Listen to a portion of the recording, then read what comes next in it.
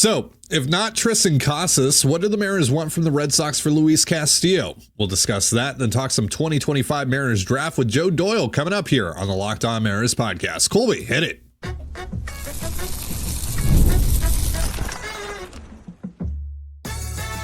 You are Locked On Mariners, your daily Seattle Mariners podcast. Part of the Locked On Podcast Network, your team every day.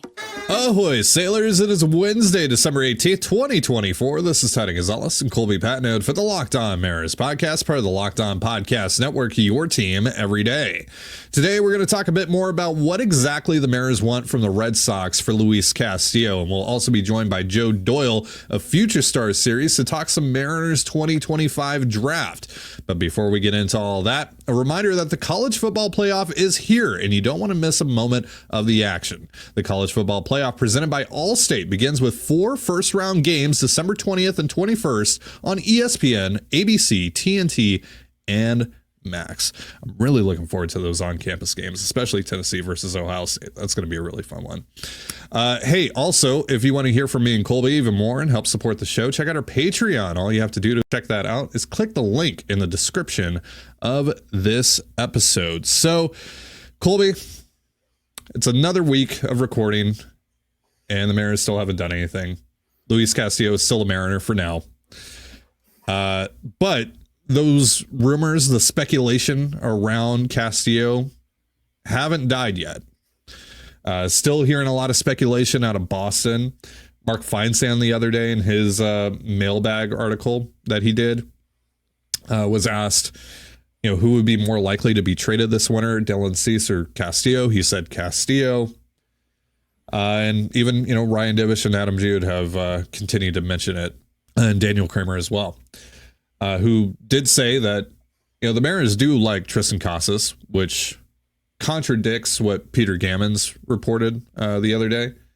Obviously there's been a lot of conflicting information about Casas and whether or not the Mariners actually like him and if he's actually part of these trade negotiations or not. But Kramer and Jude and Divish have been pretty consistent that, they do like Casas. They just don't love him enough to trade Castillo for him 1-for-1. Divish in an article last week did say that, or did speculate that, the Mariners could trade Castillo for Casas and a prospect. That maybe that's their preference. So let's start there as we try to figure out what exactly the Mariners want back in a Castillo deal, because we're still not entirely firm on what that is. What is essentially the tipping point for the Mariners to go forward with a Castillo trade? So we talked about this on our Patreon show yesterday, and you and I kind of both came to the conclusion that like, all right, if they like Casas but they don't love him and they want a prospect on top of that, like that has to be a fairly significant prospect. Now, they're not going to get Marcelo Mayer. They're not going to get Roman Anthony. They're not going to get Christian Campbell. That's not realistic. But I highly doubt that we're also talking about like, the Red Sox version of Brock Roten here. Like some guy that's like in the 20 to 30 area of their rankings, right?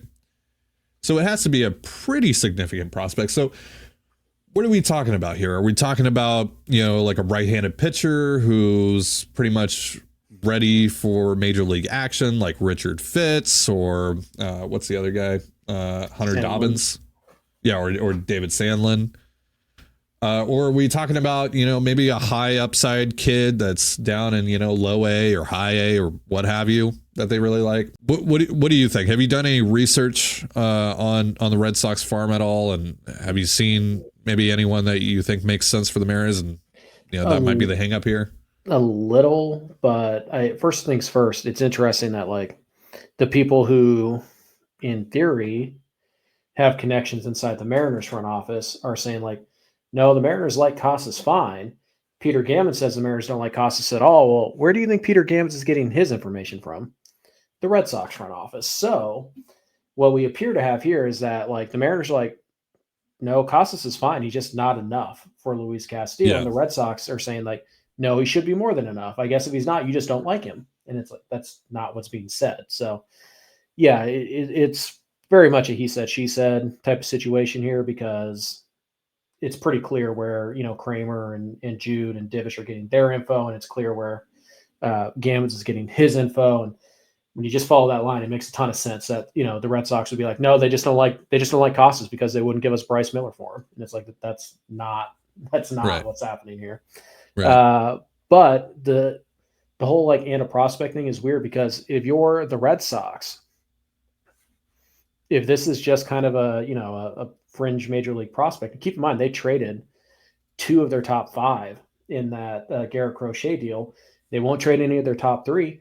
So basically the top 5 for the Red Sox is off limits, and the rest of their farm, there's talent there, but it is a ways off. Most of the impact talent is way off from the big leagues, and that's if they ever get there. A lot of 2028 ETAs and whatnot. So, those guys, I can't imagine they're that appealing to the Mariners. And if you're the Red Sox, like, why wouldn't you, if that's really what they want, is a guy who's 3 years away, why wouldn't you just add that on? We know that prospects right now aren't carrying a lot of value in trade talks. We already know that. Yeah. So it's very weird, because it feels like, unless the Mariners are really like, you have to give us Marcelo Mayer or whatever, which doesn't seem like they're doing that, then I don't see anybody else in this farm system aside from those first 3 guys, Anthony, Mayer, and Campbell. I don't see anybody else in this farm system that I would let hold up a Luis Castillo trade if I really wanted Castillo for Casas. Like, if I'm the Red Sox and that's the deal I want to make, like, why am I saying no if the Mariners are like, but you need to throw in David Sandlin too? Like, cool. Sandlin is, coming off of a pretty bad year. He's only pitched at Double-A.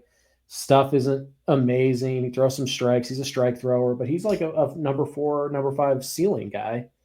And I'm going to say no to that, even though I'm acquiring Luis Castillo. Like, to me, that doesn't make sense. And then from the Mariners side of things, everybody who's kind of like above Sandlin, they're 2, 3, 4 years away from even sniffing the big leagues.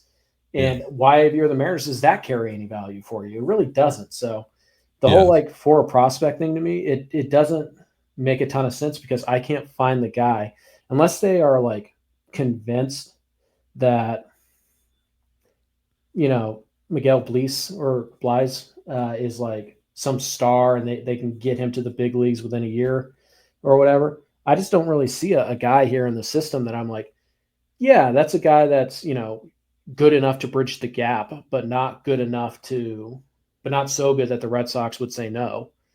Yeah. And so I really don't see a prospect being the hang up here, to be honest. So I feel like there's something else at play here. Or maybe Casas isn't the headliner, and as that result, the Mariners want Campbell in the deal, right? And so they want one of those top 3 prospects, because maybe Casas isn't the headliner, but we know the Red Sox really want to trade Casas, even though they continue to say, no, we don't. Well, you do. Right. And so the Mariners very clearly, they don't love Tristan Casas. They like him. They'll take a shot on him, but they would clear $24 million and solve, one of the biggest holes in their lineup with a young, controllable player. And they've looked at that and said, like, no, it's not enough. Like, we're not better because of that trade. So I think you just kind of read between the lines here. And I don't know if the whole like Casas and a prospect thing makes a lot of sense, because again, like, why would the Red Sox say no to that unless the Mariners are asking for Anthony, Mayer, Campbell? And there's no way they are, right? So maybe, I don't know. I'm not sure. It's a little weird. And again, I mean, maybe they are, and maybe that's why this isn't happening, because they're going, okay, this is the only way we're trading Luis Castillo is if we get something just insane back for him. Mm-hmm. Which, I mean, when you start out, asking prices should be high, but yeah, we talked about this with the Dombrowski thing. It's like they still have to be somewhat realistic. But even if it is one of the pitchers, which it might be, because maybe the Mariners are trying to check off 2 items off there. Right. Like they get a controllable pitcher who's not making any money in return. Casas and Cutter Crawford.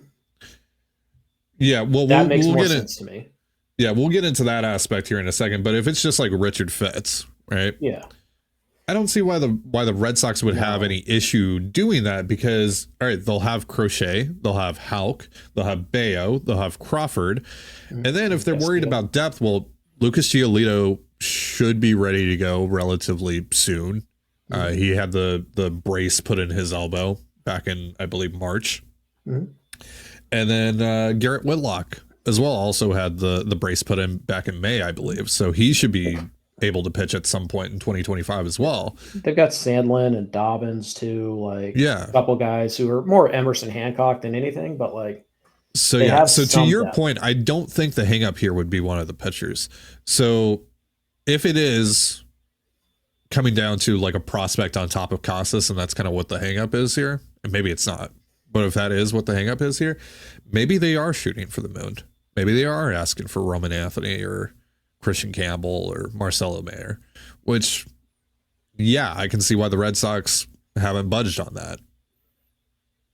So, yeah, maybe it's that maybe it's that kind of situation, and maybe the Mariners and at that point, maybe the Mariners aren't all that serious about trading Castillo. Right, they're looking for the Godfather offer. Yeah. So it's interesting. So we'll talk about the Cutter Crawford aspect here in just a moment, because Alex Spire of the Boston Globe has talked about that a little bit. So we'll get into that in just a moment. But first, a reminder, this episode of the Locked On Mariners podcast is brought to you by SelectQuote. The World Series, the Super Bowl, the Olympics. The world's top athletes get to play in these top-level sporting events thanks to one thing: teamwork. And teamwork can also protect your financial legacy and your family's future. SelectQuote's licensed insurance agents are the perfect teammates when shopping for customized, affordable life insurance. They can find you the right policy to keep your financial legacy safely in your family's end zone. SelectQuote is one of America's leading insurance brokers with nearly 40 years of experience, helping over 2 million customers find over $700 billion in coverage since 1985. Other life insurance brokers offer impersonal, one-size-fits-all policies that may cost you more and cover you less, while SelectQuote's licensed insurance agents work for you to tailor a life insurance policy for your individual needs in as little as 15 minutes. SelectQuote. They shop, you save. Get the right life insurance for you for less at selectquote.com/lockedon. Go to selectquote.com/LOCKEDON today to get started. That's selectquote.com/lockedon. And you're listening to the Locked On Mariners podcast. We are trying to figure out what the Mariners want exactly for Luis Castillo, especially when it comes to the Boston Red Sox. So we talked about the speculated Casas in a prospect package that Ryan Divish has thrown out there. Now let's talk about what the other side has thrown out there. Alex Spire of the Boston Globe, who was the one that reached out to a source when the rumors were really swirling about Castillo and the Red Sox, asked them, hey, does a Casas for Castillo deal have any legs? And his source said outright no. Spire has further said that the Mariners are actually looking at pitching when it comes to the Red Sox. And then he went on a Red Sox podcast, I believe it's called 310 to the Left, and said that, yeah, the Mariners have been looking at like Cutter Crawford and then some infield help on top of that. So again, that goes back to what I was saying just a couple minutes ago. And maybe the Mariners are trying to check off a couple boxes here, right? Mm-hmm. Trade Castillo, free up the money, get his replacement back, who's not really making any money, and then hopefully address one of your positional needs as well. But if you're trading for Cutter Crawford, I don't see the Red Sox also trading Tristan Casas on top of Crawford. So at that point, we're probably talking about, if they want infield help, we're talking about Ceddanne Rafaela, who can't hit. That's why his report doesn't make a ton of sense to me, because you look around that Red Sox infield, like, are the Mariners really going to trade Luis Castillo for Cutter Crawford and David Hamilton, who had a 92 WRC plus last year? No. They're going to do it for Rafaela, who's pretty much all of his value is baked into defense and some base running. No, that doesn't make sense because you're just getting worse at the plate or on the mound, and you're not actually improving your lineup because statistically speaking, neither Hamilton nor Rafaela are better hitters than Dylan Moore. In fact, I don't think either of them were a better hitter than Ryan Bliss last year. I'm not sure. I think Josh Rojas was better than Rafaela, and I think he was just a few percentage points worse than Hamilton by WRC plus. And so obviously you're not getting Devers, right? Like no. And so Story doesn't make any sense because then you're not saving any of the money, which would be a big part of this. So you look at it and you say, like, it kind of has to be Casas. If they are dead set on it being an infielder, it has to be Casas. He's the only one that makes your lineup better. And I like Rafael as a player. He's a fun player. He's got some pop. He can steal some bags. He can play all over the place. You really don't want him playing shortstop, but you're covered there. You don't need him to play shortstop for you. But he can't hit. He's like a 74 WRC plus. He can't hit. And so you're not better if you make that deal. And the only way the Mariners have said repeatedly they will trade Luis Castillo is if they get better from the trade. Yeah. And they're not. That trade does not make you better because, again, I wouldn't even write, Rafaela and pencil as the starting second baseman next year because Dylan Moore might just be better. That's not an upgrade. So it kind of at best he's filling Dylan Moore's role because Demo is the everyday third baseman or second baseman. Right. So it's like, basically, do you want to trade Luis Castillo for a number 5 starter? Pretty good one. I mean, Crawford's fine. He's good pitcher, but he's not great. His ceiling is a number 4. That's what he is. Like, he's fine. As a Luis Castillo replacement, fine. But if you're not upgrading with Crawford, there's no point in doing it. It puts so much pressure on what you do with the money. Right. And again, for me, like if you're trading Castillo, the money has to be secondary. So I can't be like, oh, well, yeah, I mean, I took a little less for Castillo, but I used the money to hopefully make my club better by going out and signing, Christian Walker or whatever. And it's like, I mean, that's a lot of hope. But and you said this on the Patreon show yesterday, like when it comes to this front office and what you trust them to do and be able to succeed at, like identifying offensive talent in the free agency market is pretty much at the bottom of the list. Yeah, it just has to be. Like, how could it not be? So like, yeah, this is no slam dunk that you're going to trade Castillo and the freeing up the money is like is a huge part of that, and you're going to wind up getting better, right? Especially because like, who else are they going to use? Now they could use it on multiple someones, right? But like, who else? If we're talking about big free agents, who else are they throwing that money at other than Christian Walker, who's a 34-year-old first baseman, a good one? But when is the cliff coming for him? Yeah, and if you're a big fan of bat speed being equivalent to your ability to hit fastball velo, got some bad news for you about Christian Walker. Yeah. Like, are you going to give Pete Alonso? Really? Like, Alonso's been pretty, I mean, he's been good the last 2 years, but he has not been the superstar he was a couple of years ago. So yeah, and that's pretty much it, right? Like, there's not an outfielder to go spend that money on. There's not a third baseman to go spend that money on. I mean, I don't think you're going to all of a sudden be in the Alex Bregman thing. But even if you were, what is not accurate, what would not be accurate, is to trade Luis Castillo for, we'll just say, Crawford and Rafaela, and then be like, well, in reality, that was actually Castillo for Crawford, Rafaela, and Christian Walker. Like, no, that's not a thing. Yeah. Would you rather have Crawford, Hamilton, and Walker, or Luis Castillo, Carlos Santana, and Hai-Sung Kim? Yeah. Like, that is not a slam dunk. It's not. So it's just one of those things where I don't think, like, you cannot look at a Luis Castillo trade and pretend that the money you saved is the same thing as acquiring a player, because it's not. It's not. So I don't really get feels like somebody is getting lied to here. Or somebody's getting bad information because it's not lining up, and it also doesn't add up. No. So and by the way, like, this whole notion that they might wait until Roki Sasaki signs, I don't buy that either, because at that point, again, because freeing up the money from Castillo is a big part of this. It isn't the biggest part of this, or at least it shouldn't be. Yeah, it can't be. But it is a big part of this. By the time that Roki signs, if he signs with you or another team, doesn't matter. Christian Walker might be off the market. Anthony Santander might be off the. I mean, it seems like he might sign with the Yankees here in a couple days. Yep. Right. Whoever else you might be interested in might be off the market. Mm-hmm. So then you're just going to have that money and no one to really spend it on. I mean, again, you can spend it on, you can spread it out to multiple free agents, but who's going to be left at that point? So I also think, like, if you are going to trade Luis Castillo, you need to do it in the next week.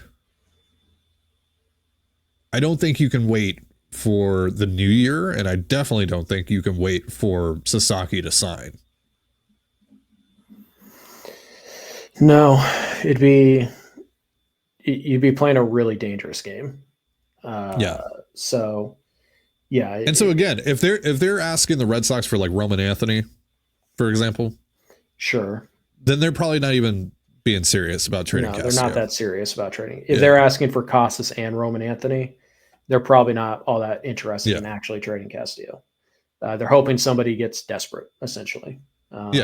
Which is fine. Like that's a totally legitimate plan. Like, again, at the end of the day, the worst thing that should be on the table for the Seattle Mariners is that they have to keep Luis Castillo. Oh no, that would be terrible. Oh, darn. Right. The worst thing on the table that could actually happen is that the Mariners get desperate enough that they trade Castillo for less than he's worth just for the money, and their ball club as a whole gets worse as a result.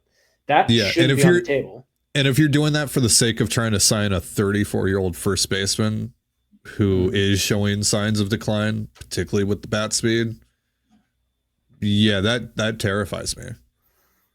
I mean, yeah. So it is a weird situation. I would say this. I think a happy medium here because again, I don't believe that there is a single player who works as a headliner for Castillo on the Boston Red Sox besides Casas and maybe Wilyer Abreu, but Abreu doesn't make a ton of sense for the Mariners. So it's kind of Casas or bust. I also wouldn't trade Castillo for Casas straight up. Casas had the rib cartilage tear thing. He's 250 pounds. He's already a big dude. Those guys don't tend to get more athletic as they age. Right. And he's been good at the big league level. He hasn't been a great hitter. He hasn't been an elite hitter. So I wouldn't do it straight up anyway. So I think the Mariners asking for more than Casas is fair. But what is more that makes sense still for the Red Sox to do that trade? That's where we run into some issues. So I don't think it exists.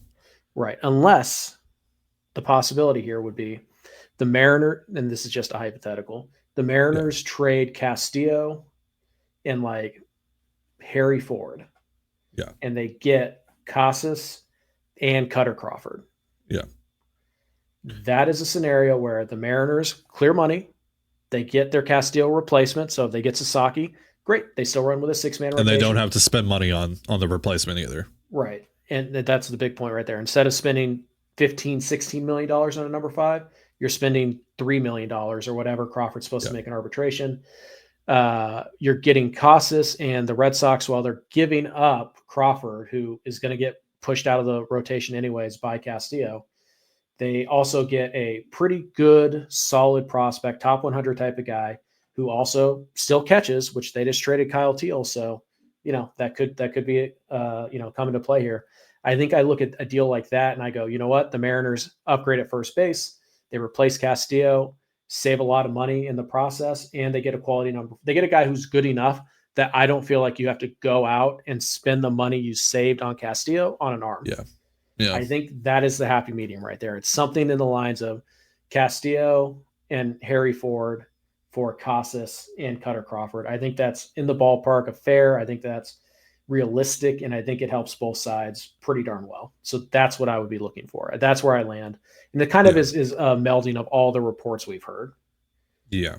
So that's where I'm at. Like, I think if something happens, I do with think Boston, that works. I do think that works quite a bit. Yeah. I think if something happens, and maybe it's like, yeah, Harry Ford, fine, but like we would like some bullpen help then, and Seattle goes, okay, well, like we still like, I don't know, Richard Fitz. Do you want Gregory Santos or Trent Thornton or Colin Snyder, whatever, right? Sure. Like, but I think the basis of any trade, Castillo and somebody like Harry Ford in that range for Cutter Crawford and Tristan Casas, I think that's fair. Yeah, so it's really interesting because, again, you know, you run down the list of the teams that have been connected to Castillo. Really, none of them make sense, especially if the Cubs are not willing to trade Horner. Mm-hmm. There really isn't another team that jumps out to me that, like the Red Sox do. I'm like, all right, that makes sense. I can wrap my head around that. Well, I don't love Tristan Casas. I don't. And it doesn't seem like the Mariners do either. I can at least wrap my head around Casas being the guy in a Castillo trade.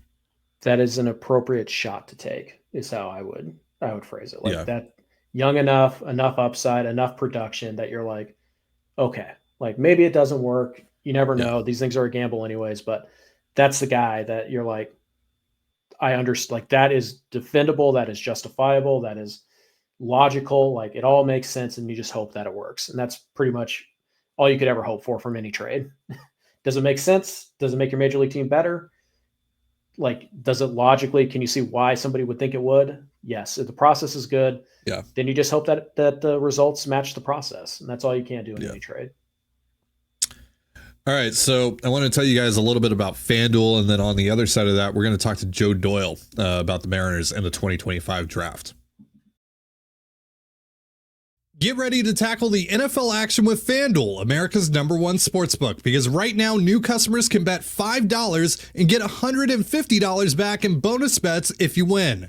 The FanDuel Sportsbook app gives you everything you need to place live bets on the NFL all in one place. So when you get a hunch in the middle of the game, you can check out the latest stats, view live play-by-play, and so much more on the same page where you place your bets. Just visit FanDuel.com to join today. You'll get started with $150 in bonus bets if you win your first $5 bet. That's FanDuel.com. Never waste a hunch and make every moment more with FanDuel, an official sportsbook partner of the NFL.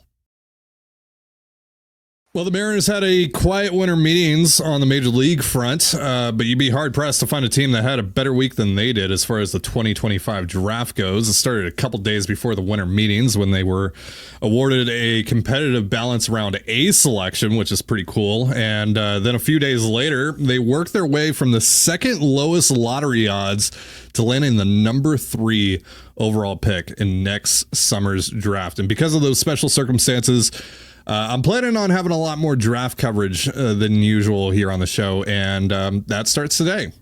Longtime friend of the show and draft expert Joe Doyle is here. You can find his written stuff over at Future Stars Series and get incredible draft coverage over on his Patreon with the Overslot MLB Draft Podcast. Joe, thanks for coming on. It's certainly a fun time for you now that we have the draft order set. You just posted your first mock over at Future Stars a few days ago, but I don't think anyone could be having as much fun as Scott Hunter and that Mariners draft crew right now.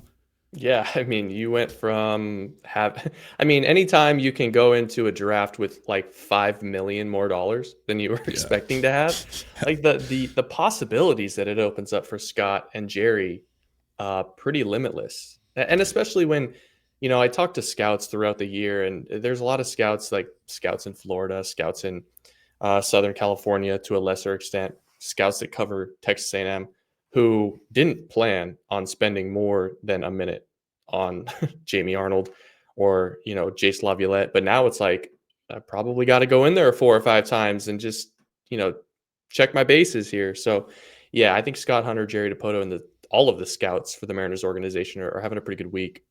Yeah, this is certainly uncharted waters for Colby and I. The highest pick that they had since we started covering the team was the 6th pick in 2020 when they took Hancock. But this is even more different than that because, like, literally anyone's on the table now. So before we dive more into the Mariners, I want to get your thoughts on the draft lottery itself. This is now, the 3rd year of its existence. Last year, we saw the Guardians jump up to the number 1 pick with just 2% odds. And the Reds right behind them at the 2nd pick, despite having 0.8% odds, I believe it was. Yeah.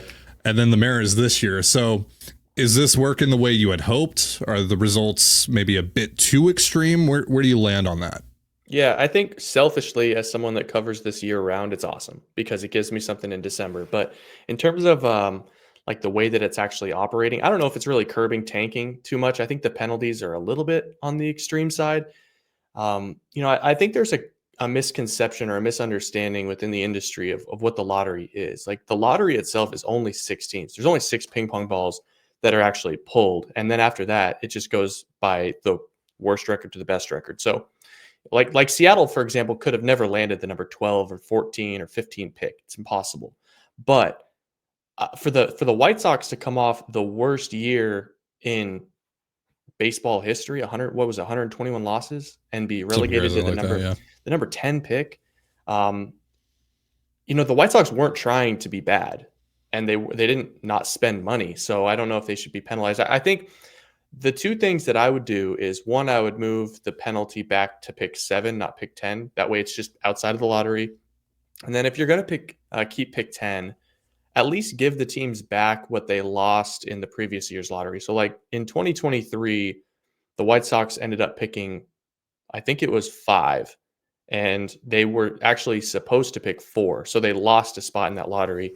If you lose a spot in the previous lottery that also disqualifies you from the top 6 the next year, give them that spot back and let them pick 9th, for example, in the following year. So I don't know. It's a long-winded way of saying I think it's a very interesting, unique concept that certainly brings eyeballs to the winter meetings, but I don't know if it's actually accomplishing what Major League Baseball wanted it to. So obviously getting the 3rd pick in any draft is great, but compared to other recent drafts, how good of a year is it to have this pick? How good is the top end of this class, or at least how good is it shaping up to be? Yeah, so the top of this draft is probably, I wouldn't call it spectacular. It's a deeper draft than it is top heavy. It's not as good as like the 2023 draft with Max Clark and Cruz and Langford and all those guys. But I do think that there is at least as things stand right now, a bit of a tier drop off after the top 3 guys. And Seattle's going to get their crack at any of those guys. And to be clear, my top 3 are not Ethan Holiday, are Jace Laviolette, Tyler Bremner, and Jamie Arnold. I think any of those 3 would be a great player to come away with. I think the thing that's particularly encouraging about this class is you could lump any of those 3 players into the top 3, and you could probably lump in 5 or 6 guys into that mix as well and make a really good case that they're the best player on the board. And that should afford the Mariners the chance to do an underslot deal, a slight underslot deal. This is a very, very good draft. It's a very deep draft in terms of high school hitters. And so Seattle should have the ability to land a pretty exciting high upside high school bat at 35. And then I think they'll pick again at like pick 60. And they should have extra money there too. So, as people that follow the draft, you look back on this 2024 draft and it's like, okay, they cooked all of their money on Ryan Sloan. And rounds 3 through 6 were college relievers that are 23 years old. I don't see that being the case this year. Quite a few outlets, you mentioned Ethan Holiday. Quite a few outlets have Ethan Holiday as the number 1 prospect in this draft, but you're not nearly as high on him right now. I believe you had him mocked to go 10th to the White Sox. So I wanted to ask you about that, because obviously that's a name that's getting thrown around a lot in the Mariners fan base. Son of Matt Holiday, brother of Jackson Holiday, a lot of helium around him, it seems, at least in terms of like the pipelines of the world, right? But why are you relatively low on him? Yeah, I mean, it's not for me, I don't think it's a hot take. It's well researched and well thought out. I've seen Ethan Holiday. I saw 26 plate appearances from him this summer. He hit 240 this summer. He only slugged 350 this summer. He had a 30% whiff rate. He really struggled with velocity anywhere in the strike zone. There are things about Ethan Holiday that are impossible not to like. 6'4", obvious bat speed, good frame, bloodlines. Like, there's a lot to buy. But if I'm buying a high school player in the top 5 picks, like you look back at Colt Emerson, for example. Colt Emerson hit 390 and he slugged and he ran and he played shortstop. Ethan Holiday played third base, projects to play third base, is already an average runner, and didn't really hit as a junior and didn't really hit as a sophomore either. So I don't know if it's a case of, other outlets not wanting to backtrack on the guy that they've had number one, and the family ties that are associated with Ethan Holiday. You don't want to bet against that. He's easy to be a household name. But yeah, like if the draft were today, I'd take Iva Arquette over Ethan Holiday. I fully expect Holiday to prove me wrong in the spring and make some adjustments, but as things stand right now, I would have a hard time selecting him in the top 5. So you mentioned Iva Arquette. You mentioned your top 3 guys. Obviously, there's still a lot of, there's still a whole season of amateur ball to be played. So things can change pretty significantly over the next 8 months. But right now, as we head into the next season of amateur ball, who should we be keeping an eye on for the Mariners at pick 3? Yeah, there are some guys that I expect to make a jump. The guy that I have to circle, and maybe it's not the best situation with what Seattle currently has in-house, but Luke Stevenson, the catcher at North Carolina, is just a guy. Like, the one thing that Seattle has targeted year after year after year in the draft is players that project to play somewhere up the middle. You look at Cole Young, Harry Ford, Colt Emerson, Ty Pete, Johnny Farmello, all these guys that they've drafted high, all play up the middle of the field. And one thing that you're going to find at the top of this draft is, Iva Arquette probably moves to third base. Luke Stevenson is going to play up the middle of the field. He has a chance to hit 25 homers. He's got that Kyle Schwarber kind of, powerful left-handed swing, even though he's definitely going to catch. So Luke Stevenson is certainly on my radar. I don't think you can discount a guy like Cam Canarella, who's dynamic and can run and can hit for a little bit of power and is a spark plug. He would be a guy that I would circle, but I think you would honestly be remiss not to look at the top of this draft and look at Tyler Bremner and look at Jamie Arnold and look at the state of the Seattle Mariners rotation and look at the state of the control years of the Mariners rotation and not say, okay, we don't really have a top of the rotation ceiling type of arm that projects to join this rotation in the next 2 or 3 years. There's such a big drop off after Jamie Arnold and after Tyler Bremner in this class as things stand here in December. I would be very, very surprised if you're in Vegas right now, you have to put your money on one of those college arms. And I think it would be money well spent. And I still think you could go under slot with either of those 2 positions. Last question for you, because I wanted to keep things fairly basic. Again, we have 8 months until the draft. We're going to have you on the show plenty of times in between now and then. But you mentioned at the top of this thing, options are limitless for the Mariners in this draft. Tell us a little bit more about what they could do. And do you have a preference yet when you envision 8 months down the line of how you'd like to see them maybe attack things? Yeah, I mean, I think college pitcher with your first pick is the safest, most rational thing to do. And, I say underslide and it triggers people, because people say, oh, you just don't save money, just take the best player, don't take the haircut. Well, 72% of top 3 picks in the last 5 years have been underslot. It's just the nature of picking in the top 3. It's the top of the class. So I would like to see them go with Bremner or Arnold. I really don't have a preference. They're 2 very, very, very different players. And then once you get to pick 35, it's going to afford you the ability to take some chances on a player that maybe is in high school, like a Slater DeBruin or Tate Southesine. And then there should be more enticing college pitching available in the 2nd and 3rd round that I think you should go for. So I would go college pitching twice in your top 4 picks. I would take a high upside, overpay high school shortstop with pick 35. And I mean, it's gearing up to be a really good draft for Seattle and a draft where they can really restock the cupboards for extending this competitive window. Well, Joe, appreciate your time. We'll definitely have you on here a lot more over the coming months as we get close to the draft. Again, for those of you listening, you can find Joe's work over at Future Stars Series and Overslot, the MLB Draft Podcast on Patreon. Joe, what you got coming up on both of those? Yeah, Patreon, we're continuing to bring in scouting directors week over week. I think I've had 17 scouting directors in.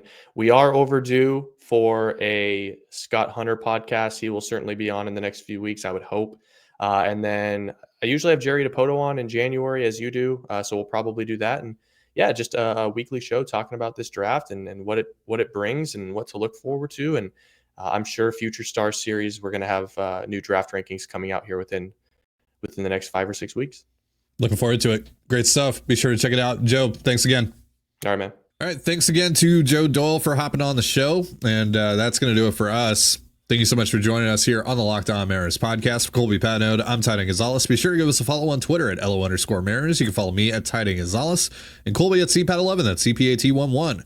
We're also on Blue Sky. You can follow me at TDG, Colby at MLB Colby, and the show at Locked On Mariners. Have yourself a beautiful baseball day, and we'll see you next time. Peace.